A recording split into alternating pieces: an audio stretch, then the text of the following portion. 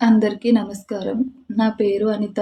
మాది విజయవాడ. మా బాబు పేరు గ్రీష్మంత్. బాబుకి ఏజ్ 2 ఇయర్స్. పుట్టినప్పటి నుంచి హార్ట్‌లో 2 హోల్స్ ఉన్నాయి. విజయవాడ ఆంధ్ర హాస్పిటల్‌లో మహేష్ బాబు గారి ఫౌండేషన్‌లో బాబుకి హార్ట్ సర్జరీ ఫ్రీగానే చేస్తానని చెప్పారు. కానీ చాలామంది పిల్లల్లో హార్ట్‌లో హోల్స్ ఉంటే చిన్న వయసులో వాళ్ళు ఏజ్ పెరిగే కొద్దీ హోల్స్ అనేవి క్లోజ్ అయిపోతాయని చెప్పారు. కానీ దురదృష్టవశాత్తు మా బాబు వయసుతో పాటు హార్ట్‌లో హోల్స్ కూడా సైజ్ పెరుగుతూ వచ్చాయి. మహేష్ బాబు గారి దయ వల్ల హార్ట్ సర్జరీ ఫ్రీగానే చేస్తానని చెప్పారు. కానీ స్టమక్‌లో మోషన్ ప్రాబ్లమ్ అయ్యి బాబుకి స్టమక్ అంతా ఇన్ఫెక్షన్ అయింది.